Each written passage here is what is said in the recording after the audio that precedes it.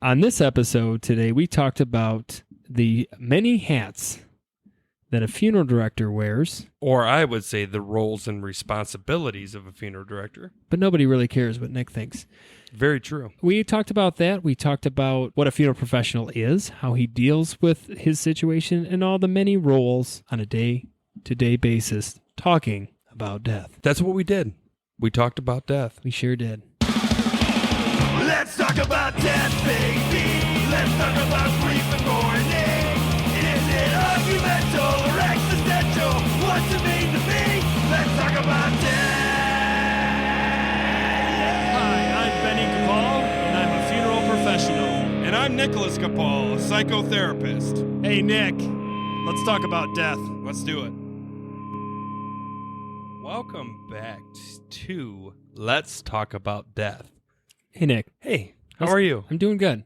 I think we should talk about death today. I do, and I think one of the things that a lot of the viewers are wondering is what are the exact roles and responsibilities that you do on a daily basis? That's so... as a funeral professional. Nick, that's so crazy you mentioned that. I woke up today and I go, I really think our listeners need to know more about a funeral professional. You know what's even weirder? I woke up today and thought I need to go eat some eggs. So, hi, I'm going to talk to you. My name is Benny, and I'm going to talk to you a little bit about what a funeral professional does. Now, a funeral professional, in my opinion, is a funeral director and an embalmer. I am both. I am licensed in the state of Michigan. I went through... So you have to be, hold on, you have to be licensed as both? Yes, in Michigan to practice both. Every state is different, and times may change. Let's just focus on Michigan. So let's just focus on my situation because I think this is but it does encompass a lot of funeral professionals in the area and further, because a lot of Michigan funeral professionals are asked to go elsewhere because they can do both. You see what I mean? Gotcha. Okay, so a funeral professional. Thank you, Ben. Let's start with the funeral directing side. So what you see. So this is what you see, and then I'm going to actually go in a little bit further later down the line. And if there's something that I go into and I didn't clarify enough and you want to hear more, please leave us a message, comment. In the meantime, just hit the subscribe button. Subscribe or help. like button if you're Spotifying, or follow. And you need that help because we're talking about death. So a funeral director, like I said, I had a bachelor's degree in mortuary science from Wayne State University, go Warriors. And I also had to pass 2 national state exam boards, and then I also had to pass the state exam. So I actually had 3 extra examinations that were very tough. I don't think of any other bachelor degree that makes you take 3 other tests after you graduate to actually practice what you're doing. Anyways, so a funeral director, first of all, and there's an embalmer. And a funeral director is the one that you see. He's the one that leads the funeral. He's the one that meets you for the arrangements, does the visitation, the funeral, is there at the burial, or helps you sign all the cremation. He's the one that does all the death certificates. That's what you see. What a funeral director actually is, and especially I'm going to go from my experience and from my father's and his father and brother started 86 years ago in our small town. What a funeral director is a regular person. He could or she could be married. She could have kids. She could have a whole life outside of the funeral home. But the second that phone call goes off that you lost your loved ones, they get dressed up, suited up. They drive to your home, hospital, hospice, morgue. They pick up your loved one. If you're going to have an embalming, they bring it back to the funeral home. They do the embalming. They set up the arrangement in the morning. We do the arrangement. We set up when we're going to do visitation, if we are going to do visitation or funeral. They're there to make sure that you get everything set up and ready for the visitation.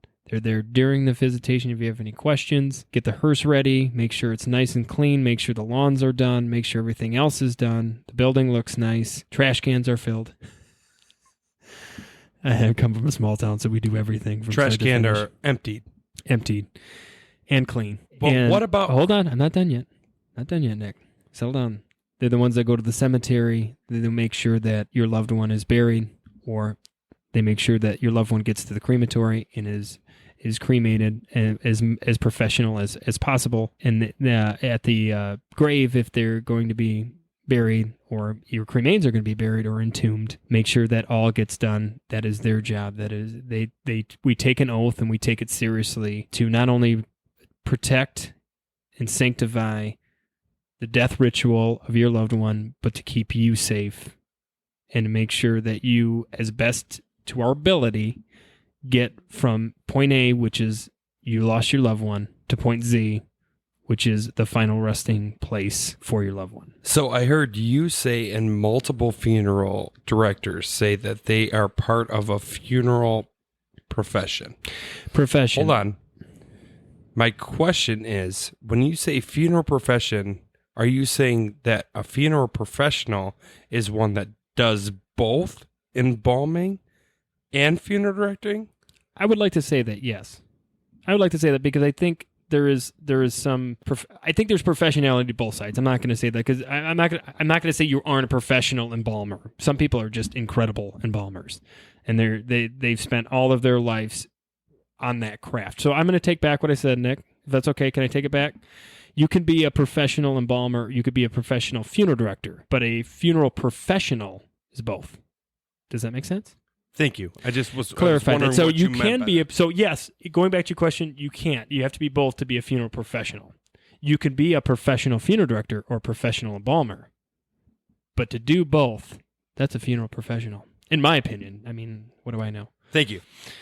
So we'll go a little bit more into that. But also there's the embalming side, which is as extensive as the funeral directing side. Because the funeral directing, you're dealing with being a businessman, you're dealing with the laws, you're making sure that families are signing the right paperwork, making sure that the death certificate's done, you got to make sure the paperwork gets to the sexton, you got to make sure that the clergy are getting what they need to get done. You're basically a party planner for death, is a funeral director. For the people that don't know what you're talking about, what is a sexton? Sexton is the person that actually runs the cemetery. What they used to call a grave digger now is what they call a sexton. He's the one that takes care of the graves, make sure that the graves are dug, the entombments are taken care of, which an entombment is in a wall. As for a casket, if it's going to be an urn or cremains, it's called a niche. So that's something if you Do you know didn't learn why that. it's called a niche? Because it's Nietzsche. I don't know. He's a philosopher. I by the probably way. had the terminology a long time ago. But yeah, that's a funeral professional. What you don't see and what we alluded to was all the extra stuff that goes into being a funeral professional. We take a little piece of us and give it out to you each time we meet a family. We become part of your families. We go into your homes. We meet your family. We learn the history behind this person. Because we need to, because of the death certificate, we need to know what they did, when they did, age, parents, siblings, all that, if we're doing cremations as well. We're technically the bookkeepers, the historians when it comes to the loved one, but also we hear your stories, we see your pain, we try to comfort you while trying to do directing. We're directing you through this process. A good funeral professional knows how to adapt and evolve. I'm not saying that there isn't good and bad funeral directors out there, because there are, just like everything else, Nick. But I think what needs to be said, and I think what people don't realize, is we are the ones that are getting up at 2:00 in the morning. We are the ones that are putting on suits. We are the ones that are going to you. We're taking care of you. We're taking that. We're taking all the stresses of, okay, you have this person, you have this family member that you're having issues with. How do we, keep this civil? How do we get through this? And Nick, as you know, is the stages of grief, which we will go into, Kubler-Ross, which actually was not the stages of grief. There were stages of death and dying, and dying specifically for hospice cases. But the idea is you're dealing with anger, you're dealing with depression, and every family is so different. So you think you know a family when you meet them, when you pick up their loved one, and then they could be completely different the next day when you meet them. Or you may not meet them. They may be because everybody's so spread out now. Can I stop you for a second? One thing that I got stuck on, being a psychologist, very hard not to think of the psychological points. You said that you're there with them. Can you clarify what you mean by that? I actually mean emotionally and physically. The physical side is I am there in person, in a suit, there to pick up their loved one. I usually have a cot, usually have maybe another staff member with me depending on what day it is and how everything falls into place. But I'm also there emotionally. You actually you can feel the room. You know what I mean? You're a psychologist, so you can understand this. So you're reading them. Oh, I'm reading everybody. And what I find about being a funeral director is not necessarily the ones that come up and talk to you. I really study the ones that are in the back of the room because I feel like they're the ones that really could use the emotional support, or they're the ones that are really studying you. So you want to make sure you're looking good and making sure you're getting things done. A family dynamic, there's always one that's a little bit more outgoing, and there's one that's a little bit more shy and reserved, and there's one that's a little bit more. So me and you. Sexy, not sexy. It's right. It Nick is the sexy one. Right. Ben, right. That's exactly what I meant. Just want to clarify that for the viewers. So, yeah, you go into these places and you kind of become them. A lot of these families, they've been vigiling for days. Months. If you don't mind me stopping you for a second, do you feel like you become part of that family during that process? I don't want to sound selfish because I think that I don't think they feel like I'm part of their family. No, but I'm saying for you, your experience. I would say at the end, if it's a good experience, you become part of their family. And I feel like I leave a part of me every time I leave a house. And another question I had for you is, do you feel like their loss is somewhat of your loss? Do you internalize it? I guess is what I'm asking. Yes, and that's really hard because then you take that home to your family. How do you take it home to your family? Because it's there. What do you know? But what do you notice about yourself when you take it home to your family? What is it about you that you go, oh man, I took that home with me?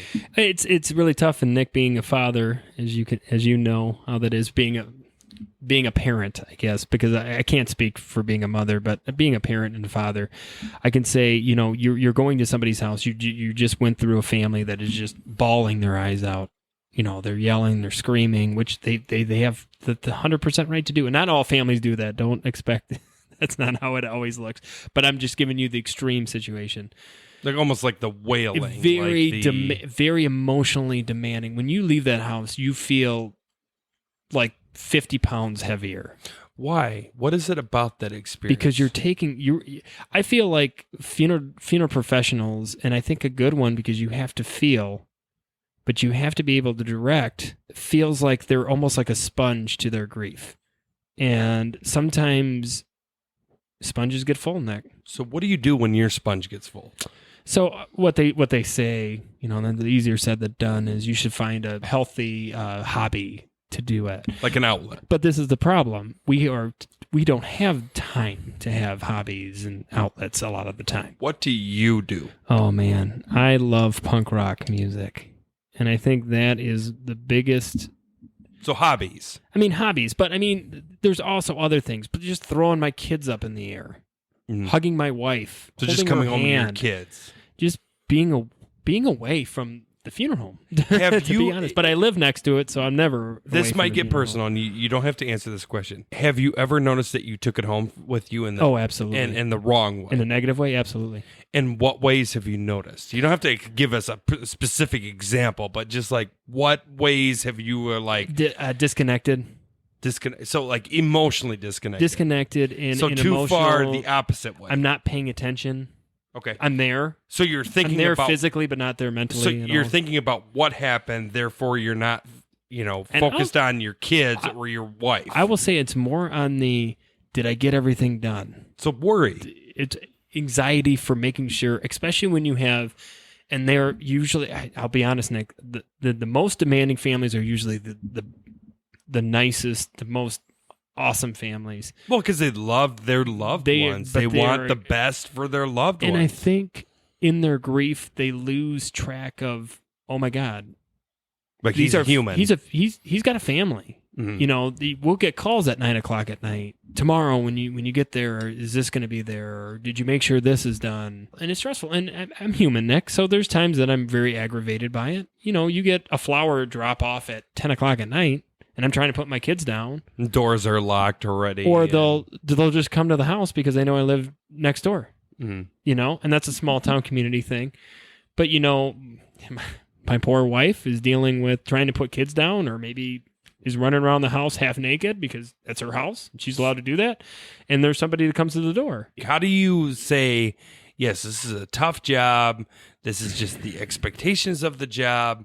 I have to do that. I mean, you do, but you don't. I mean, you can't be perfect. And I think it goes back to what our father told us years ago is the community doesn't serve you, you serve the community. You realize, this is it, Nick. As angry as I get or as mad as I get, I can realize eventually, now it may take a day, it may take a week, they're going through the roughest time in their life. They don't realize that I have a life. They don't care that, it's not that they don't care, they just, at that point, they could care less. They could not care less that I have a life. I think they don't see it. You're talking about the empathy, right? You find empathy with these families. You find a place where you can put their shoes on for a second. With grieving family, it's a sometimes it could be a one track. They want me to be 100% theirs, but there's no give in that. But like I was saying, those are the same families that at the end are like, you don't realize how much you meant. That's a great question. What would you like families to give to you? Acknowledgement sometimes would be nice. Acknowledgement of what? That maybe I was a little intense on you. So them admitting, maybe I yelled at you for no reason during that time I was dealing with something, you know. So them admitting that maybe they were rough on you. Maybe sometimes, yeah. Ran you through the ringer. Sometimes, yeah. Yeah. Okay. And maybe not even anger, Nick. Just like expectations. Yeah. So this is a great question. You know, writing my dissertation, I've read a lot about professionalization, what you guys think you deserve, and you guys definitely deserve it. You've gotten a degree, all that stuff. My question is that how many roles have you guys taken, but yet have you bit off more than you could chew? Oh, I would say every funeral professional would clap their hands when you said that. We know what I think that's one of those, it sounds horrible, but it's one of those, you knew what you signed up for, so now just kind of do it. There's a lot of jobs out there. We're not the only ones. Firemen probably feel the same way. Right, but we're talking about funeral directors. Let's focus on you guys, your experience. What is it that, do you feel like there's times that you feel like the profession itself is bit off more than they could chew? At times, I think we're held more accountable sometimes for things that we weren't accountable for. What do you mean? In the media, we're always looked at as the bad guys. Okay. You know, you don't see like funeral director does this amazing funeral that he does 1,000 times a year. You don't ever hear about the good funeral he does. You just hear about class action because funeral director does this. Or funeral director put bodies in their attic. No, I'm not saying that the ones that are doing interesting or doing bad things shouldn't be held accountable.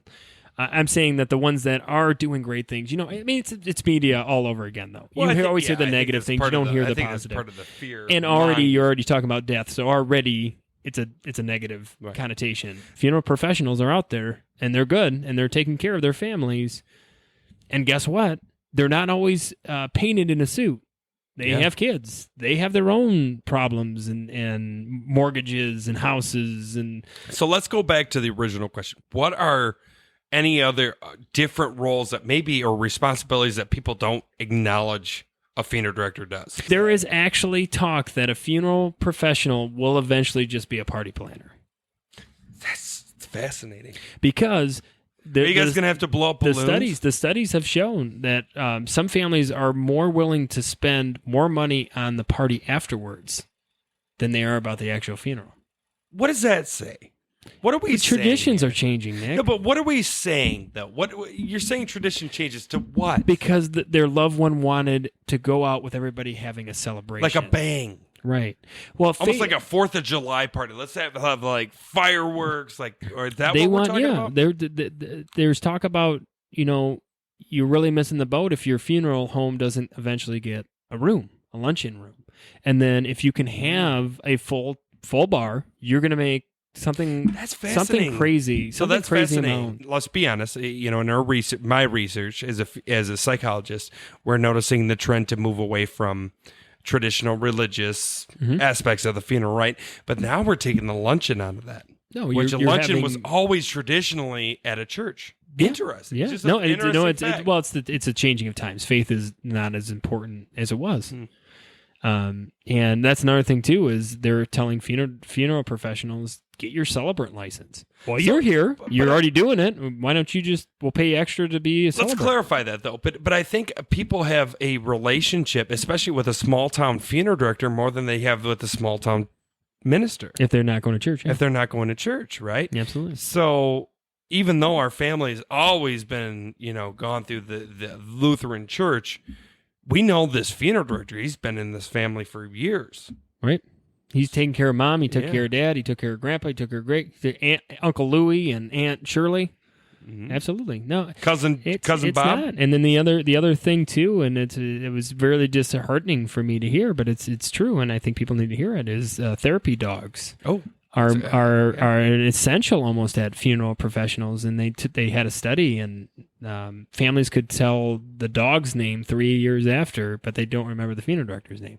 So that's scary to know. interesting fact. That Why do you think you saying that? Why do you think they forget the funeral director? I think I'll be honest, and I don't want to call any funeral professional out. I think a lot of funeral professionals, especially in high volume places, Detroit, New York, they have so many families to deal with. They don't have the time to give themselves completely to their families. Okay. I would like to say Dad and I, for most of our families, and if you're a family of ours, feel free to leave a comment down below. We try to give ourselves as much as we can without being too overbearing or to be honest, creepy. Right. And I think a lot of funeral professionals, well, that's another thing too. You go into a big city, you're not going to have the same funeral director that picks up Mom, Right. that sees you in the arrangement, that sees you on the visitation floor, that sees you at the end. Our families are lucky or unlucky, whatever way you want to look at that they're dealing with Dad and I mostly through Right. the whole process. So we see them from pickup To end.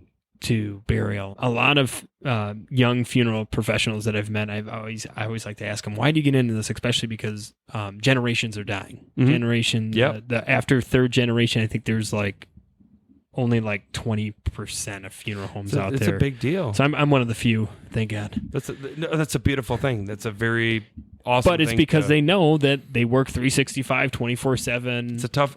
I think people think that we make a lot more than we do. Mhm. I think that's a misconception. They see the shiny hearses and the cars and the suits, and they think, Right. oh wow, they don't realize I'm going to JCPenney's because I'm ripping suits left and right because Right.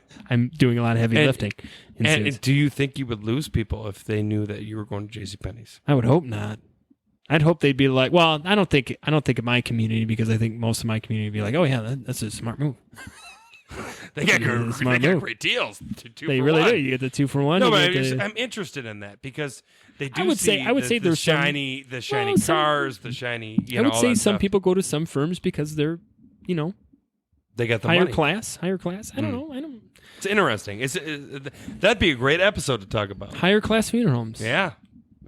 We'd have to wear shiny shoes for that one. I think you nailed it, man. I think we talked about a lot of stuff. But again, if there's anything that you would like to know more about the funeral director, please comment or email us.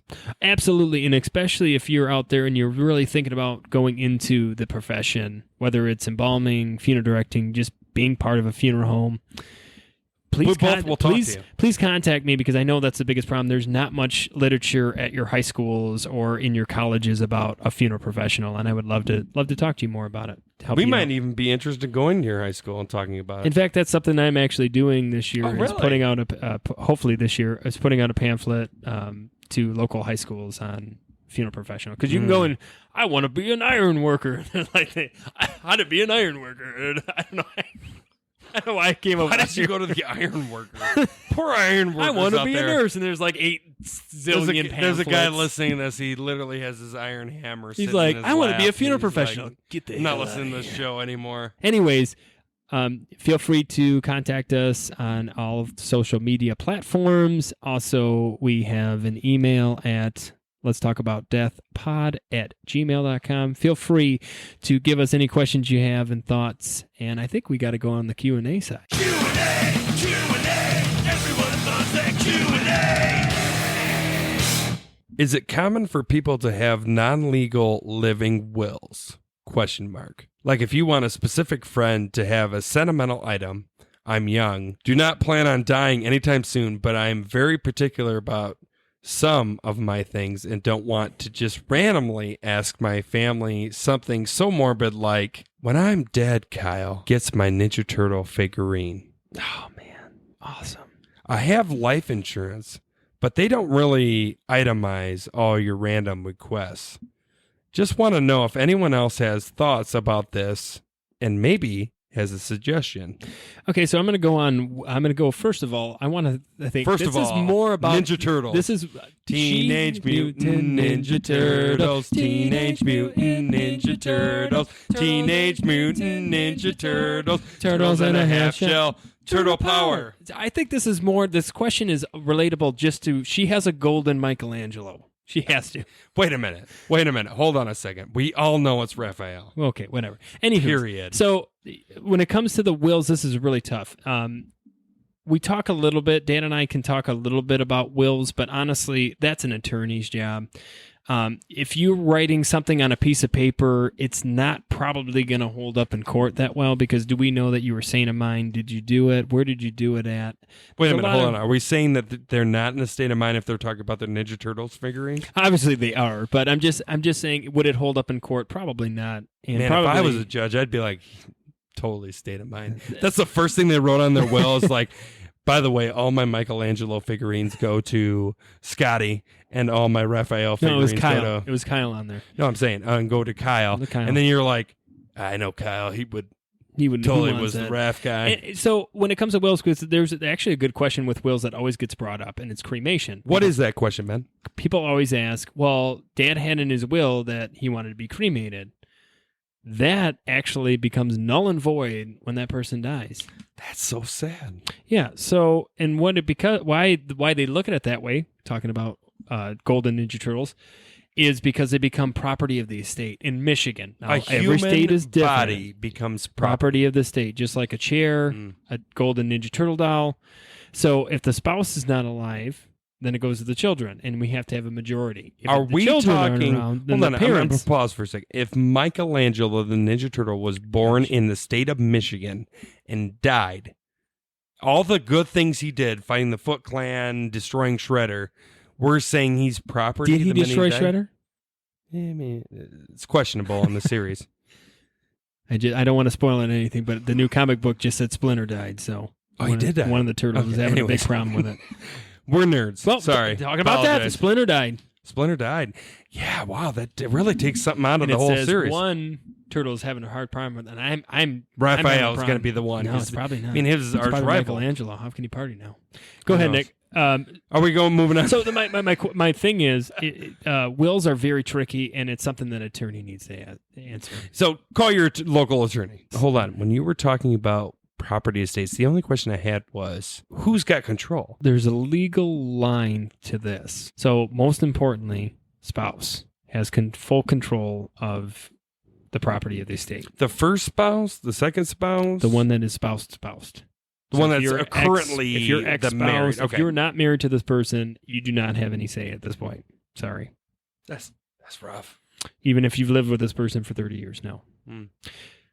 Second goes to children, if they have children. Now, when it comes to children, if there's 4, you have to have 3 sign off. Michigan has a majority rule right now. So let's say you had 4 children. Your wife has already passed away, and 2 of the children decide they want you to be cremated, and the other 2 say, "You know what? I think Dad needs to be buried."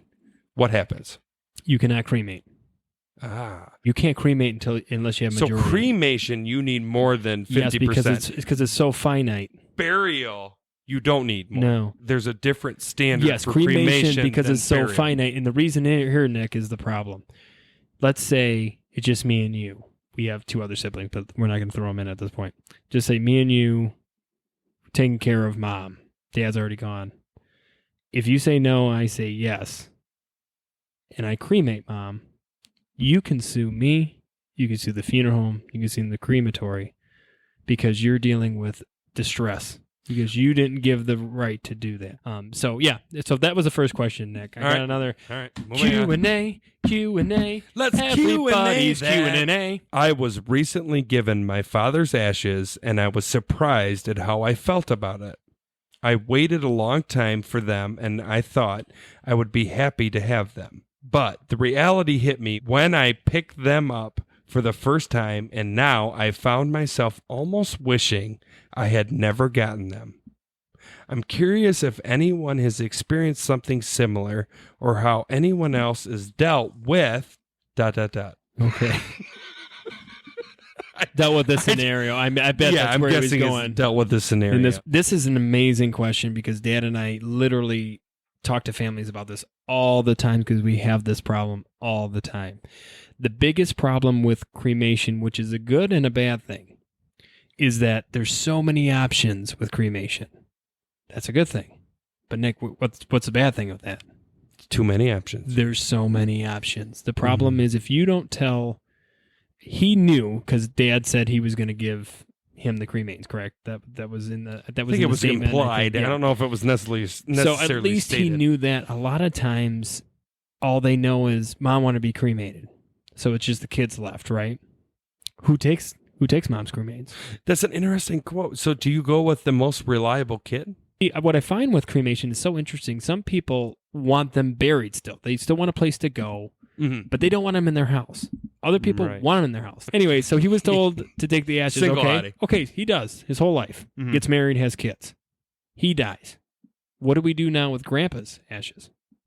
You know, it's an interesting statement. Someone just asked me the other day, what do we do with batteries? Because we're not supposed to throw them away, but yet we're not supposed to just keep on. What do we do? Keep them? Do we keep them in a drawer? Like these are the bad batteries. And see, the tough part is I'm only clarifying for Michigan. So any funeral professional out there, that's another state that could be completely different. I'm not saying it can or can't be, but in Michigan too, a lot of our families like to scatter. It is illegal to scatter if you're not scattering on your own property or in a cemetery, either in their pond. There's nothing else. There's no other public places you can scatter?